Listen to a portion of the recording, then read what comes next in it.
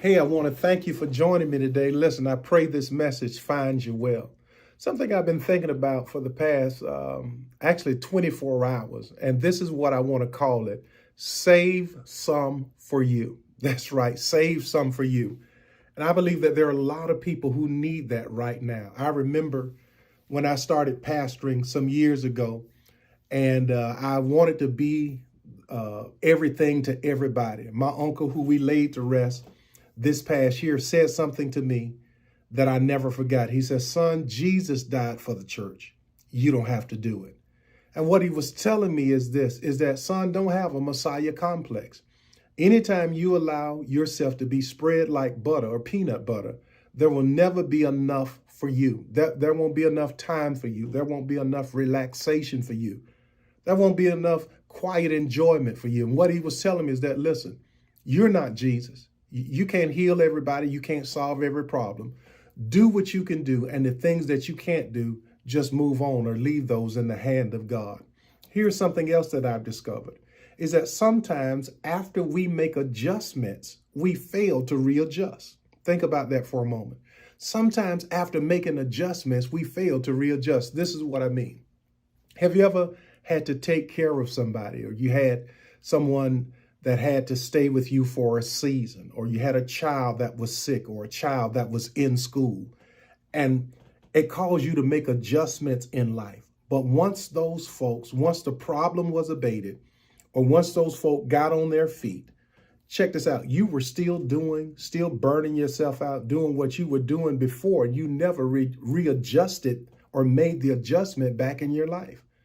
There are thousands of people who are spasming out, who are stressed out. You know why? Because you're still operating on something and in something and according to something that no longer exists. And so listen, all of us have to make adjustments from time to time. But after the adjustments, we have to learn to readjust. Here's the final thing. Jesus says something that's very powerful. Love your neighbor as you love yourself. I'm going to say it again. Love your neighbor as you love yourself. He did not say love your neighbor more than you love yourself. He did not say love your neighbor less than you love yourself. He said love your neighbor as you love yourself.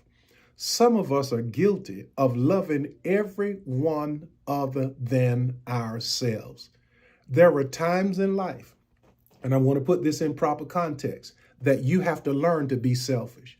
When you're trying to regain your strength, regain your ability to get back on your feet, in many instances, you got to spend more time on you than you do anyone else. And so listen, Jesus didn't say don't love your neighbor.